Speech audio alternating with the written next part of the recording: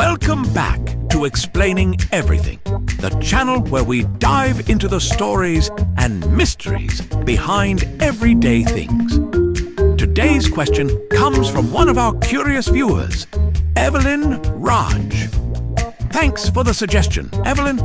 You asked, how is paper made?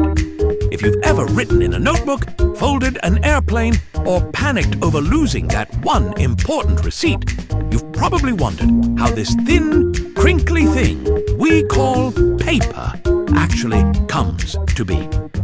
How does a solid tree turn into something you can doodle on? Today, we're tracing the incredible and slightly soggy journey from forest to sheet, where wood meets water, machines, and a whole lot of squishing, to reveal the surprisingly messy story behind the paper you use every day, right here on Explaining Everything.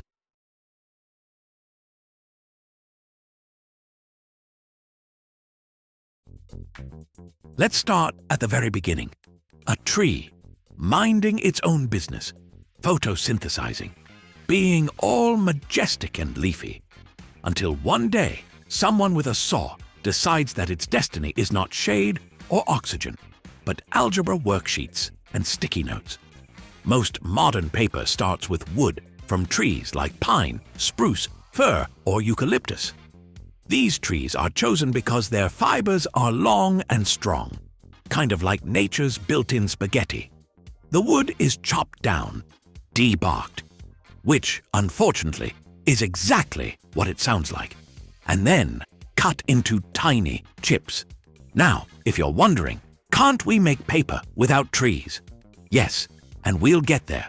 But right now, this tree's fate is sealed. Those wood chips are about to enter the pulping process, also known as turning solid wood into a sad, soggy smoothie. There are two main ways to pulp wood, mechanically and chemically. Mechanical pulping is the brute force method. Imagine taking a tree and shoving it into an industrial-sized blender. The wood fibers are torn apart using giant grindstones, mixed with water, and turned into a mushy pulp. It's quick, it's cheap, and it produces lots of paper. But it's not the best quality. Think newspapers or cheap notebooks that look like they disintegrate if you stare at them too long. Then there's chemical pulping, which sounds fancy and a little terrifying. This method uses chemicals like sodium hydroxide and sodium sulfide to dissolve the glue-like substance called lignin that holds wood fibers together. It's kind of like giving the wood a spa day, but instead of cucumber masks, it gets a hot chemical bath.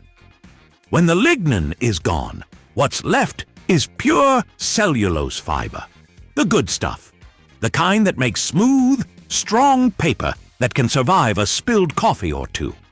And just when the pulp thinks it's had enough torture, it's washed, bleached, to remove that "I used to be a tree" brown tint, and turned into a thick, milky white mixture. Now, the pulp is ready to become paper. But how do we get from mush to those crisp sheets in your printer? This is where the Fordrinia machine comes in, the hero of modern papermaking. Imagine a giant, never-ending conveyor belt made of mesh. The watery pulp is poured onto it like pancake batter, if your pancakes were 99% water. As the pulp travels along the mesh, water drains away through tiny holes, and the cellulose fibers start bonding together. They don't even need glue. They just naturally cling, like wet socks on your leg. By the end of the conveyor belt, the mixture is no longer pulp. It's a fragile, soggy sheet that's about to go on the most intense drying journey of its life. Next up, the paper gets squished between rollers to squeeze out extra water. Think of it as the world's largest rolling pin. Then, it passes through heated cylinders to finish drying. It's basically a sauna for soggy paper. At this stage, the paper's texture can be adjusted depending on what it'll be used for.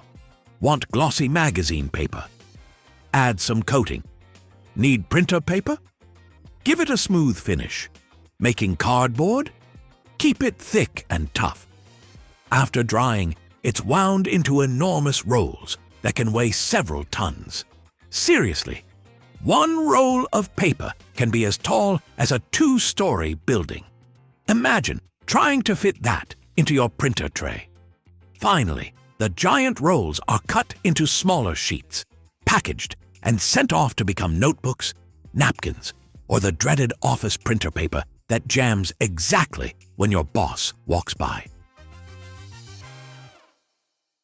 Now, remember when we said not all paper comes from trees? Enter recycled paper. Recycling skips the tree cutting step and uses old paper instead. The used paper is mixed with water and chemicals to remove ink, staples, and whatever mysterious sticky stuff people leave behind. Then, it's pulped again and reborn as fresh new paper. It's like reincarnation, but for receipts and cereal boxes. While recycled paper is great for the environment, it can't be recycled forever. Each time paper is reused, its fibers get shorter and weaker, kind of like how your enthusiasm for group projects fades after week 1. That's why most paper today is a mix of new and recycled pulp, the perfect balance of strength and sustainability. So the next time you jot down a note, fold an origami crane, or panic over a missing assignment, remember, that sheet of paper has had quite the journey. From tree to pulp, from sludge to sheet, it's been pressed, dried, bleached, and flattened, all so you could doodle stick figures during meetings. If you enjoyed this video, give it a like and subscribe for more everyday mysteries. And if you have suggestions for our next video, feel free to share them in the comments below. We'll be sure to give you an acknowledgement for your contribution. If you enjoyed this video, please check out our other bingeable channels. Thank you for tuning in, and join us next time here in the channel that answers all the why, what, who, where, and how questions you've always wondered about, here on Explaining Everything.